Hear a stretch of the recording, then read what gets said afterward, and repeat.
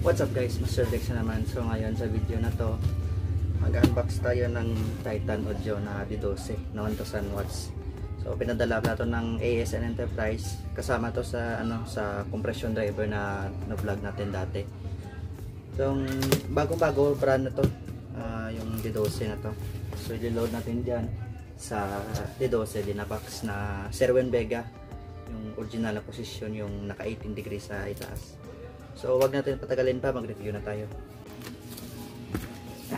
So buksan natin.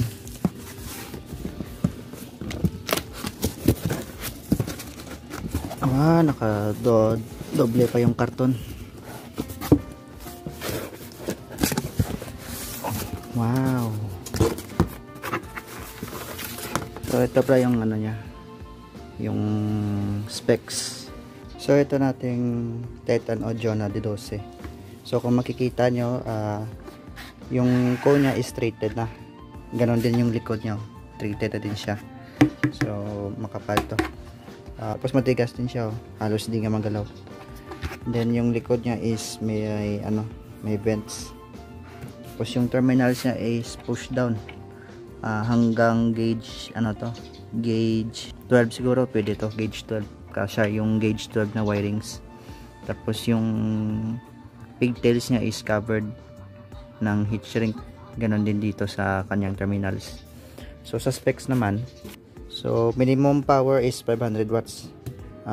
Pwede to sa mga 500 watts na power amp. So may LX20 tayo, so i-try natin sa LX20 yung Titan Audio na to. Ganon din sa Joso na naka bridge mode, i-test natin. Tapos yung sensitivity niya is 95 decibel, so kunting pihit lang lalakas na to.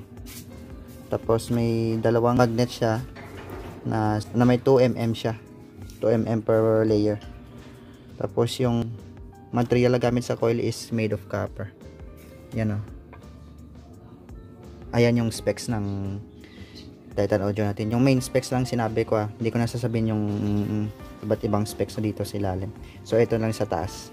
So minimum power of 500 watts, maximum power of 1000 watts. Tapos coil nya is naka 4 inches, outside lang yung windings. Tapos yung cone nya is treated and may push down terminals. So yan lang sa specs nya. So ilalagay natin dun sa box and magsa-sound check tayo. Guys, almost set up na tayo. Na-set up na yung amplifier natin, yung speakers nalagay na din.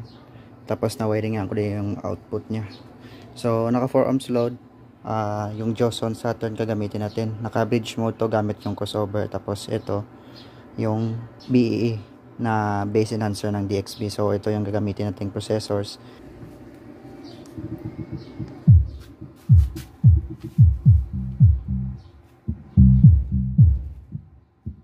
So ito yung tunog niya sa bridge mode.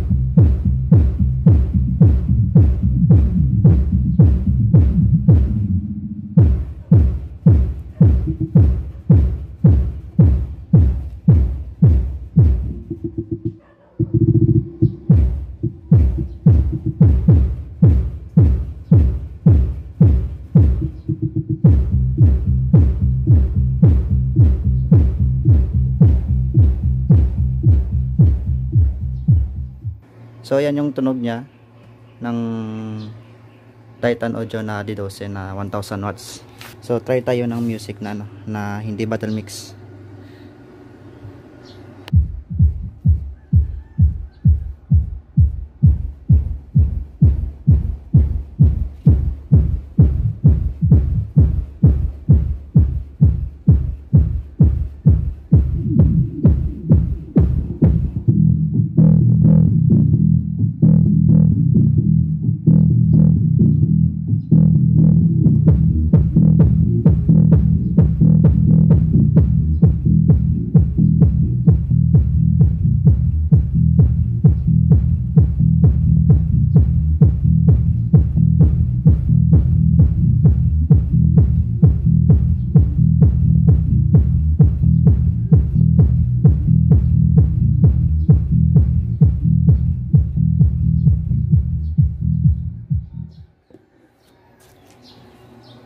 So yung first impression ko sa sa tunog niya is maganda yung sipa ng bass niya.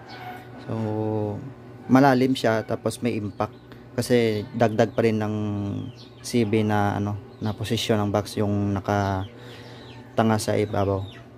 So yan ang sa vlog, and see you in next video.